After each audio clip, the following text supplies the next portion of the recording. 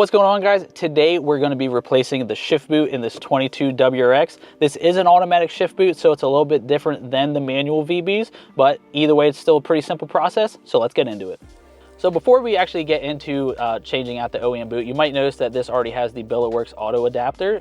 So it is going to be a little bit different than if you have a full OEM setup, but to remove the OEM shift knob, it's pretty straightforward. I'm gonna cut to that right now. The first step we need to do is separate the boot from the shift knob itself. They are pretty much pressed together and it's held in with a clip. We're gonna take a trim tool.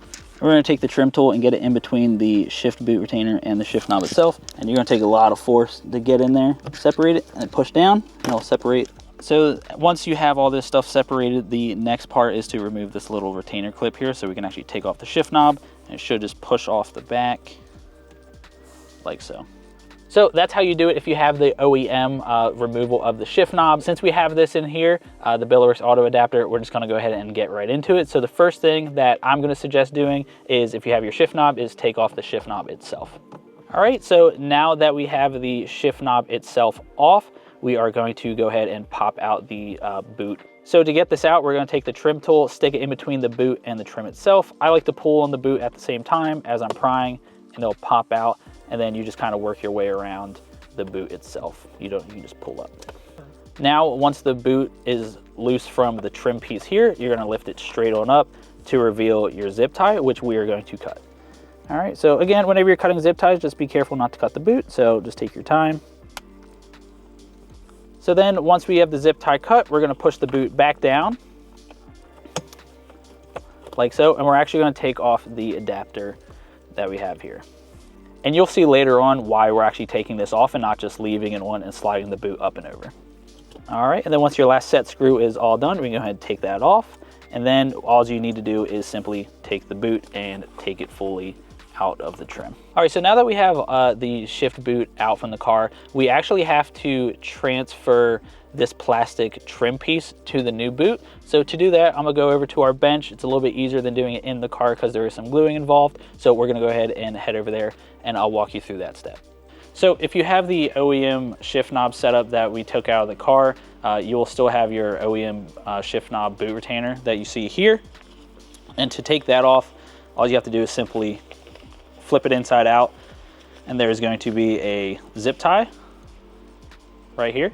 And you just cut that zip tie, pop that out, and then you'll be ready to then take this plastic trim piece off of your shift boot. So since this is the one that we just took out of the car, that boot trim piece is already removed, so that's done. So now we just have to actually take off this trim here, and it's just glued on. So you just grab one corner and you just start peeling and just work your way around until they're separated.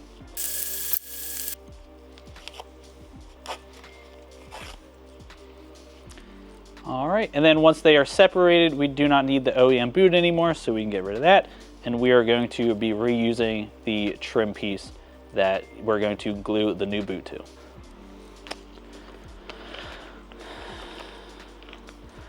All right, so now we are going to install the new boot. We are going with the black boot with the red trim here to match the rest of the interior of the car. Now, one extra tip I do recommend is getting our installation kit on our website. So it is going to come with a bottle of adhesive glue that works really well for this situation. And then it also comes with these retainer clips that will help you actually hold the boot in place before you start gluing, so that way you don't have to glue, adjust, and then possibly have to rip it off and redo the whole thing.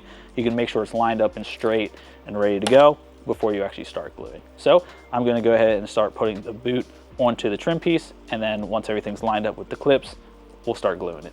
Whenever you're going to put the boot on, you might look at this and be like, okay, I forget how it went. How did it go on? So if you look on the trim piece here, you'll see there's a little notch, a little triangle. Hopefully you can see that.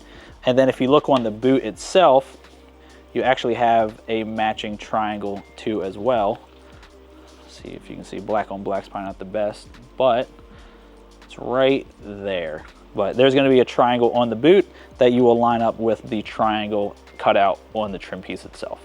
When it comes to starting, I like to start with the ends here. So I will go ahead and get the stitching almost lined up. So if you look at the OEM boot before you take it off, it's actually off-centered a little bit.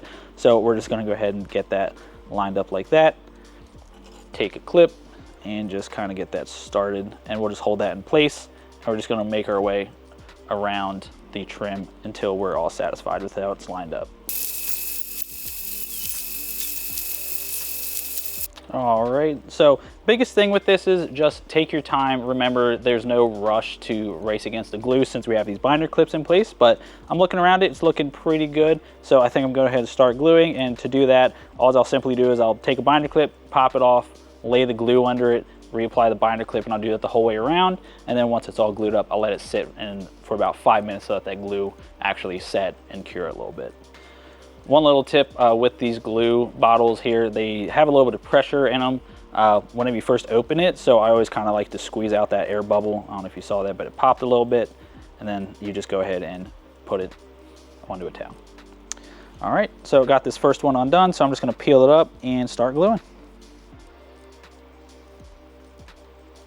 And with this glue, a little is a lot, so you actually don't need too much. Just a nice thin line across wherever you're gluing. Glue it, push it down, press it out nice and smooth. Then go ahead and use your binder clips to hold it in place.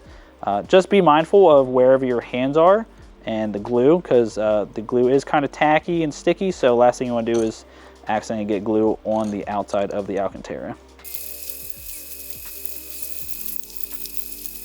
So now that it's all glued, I'll just double check it, and she looks pretty good to go. So now we're just gonna let this sit for about 5 minutes, let it cure, and then we'll go ahead and put it in the car. So now that the glue is cured and the boot is ready to go, we can go ahead and start reassembling everything. So we're gonna head and take our shift boot and slide it down over the shifter itself. But we're not gonna clip anything into place yet. We're just gonna push everything down like so. And then we're going to reinstall the auto adapter itself. Slide that down. And again, we just want it resting on top of the plunger. We don't want it pushed down.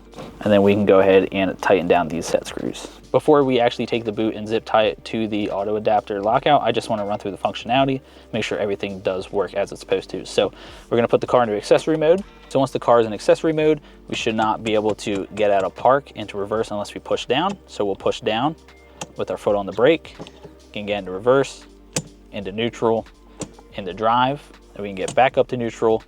Can't get back into reverse unless we push down, and we can't get into park unless we push down. So it's working as it should. So now we can go ahead and move on with actually getting the boot zip tied to the auto adapter. So now the next step is going to be actually zip tying the boot to the boot retainer, and to do that, we're just going to simply pull up over everything, and we're going to line up so that the boot is sitting flush with the bottom of the auto adapter here. Take our flush mount zip tie that is provided to you. We'll get that started. Now, if you did notice, there are grooves on the auto adapter, and that's actually where the zip tie is going to sit. So just kind of feel for those, and then we'll line the zip tie into those grooves and tighten everything down. And then before we do snug everything up, I just like to make sure that everything is kind of sitting straight as far as the boot and the stitching goes. All right, everything's looking straight. We'll make sure she's nice and snug. And then we'll go ahead and trim off the excess. All right, the excess is trimmed off. Then all is left is to snap the boot back into place. I'm just double checking, make sure everything is clipped into place as it should be. And our Alcantara automatic shift boot is now installed. The last and final step is to install your shift knob. And that does it. The install is now complete. This is a huge upgrade. Not only does the auto adapter look way better than the factory shift knob, this Alcantara boot really enhances the interior, gives it that little bit sportier feel that we've been looking for. And be sure to check out Billetworkz.com to shop other accessories for your VB WRX. Thanks, see you next time.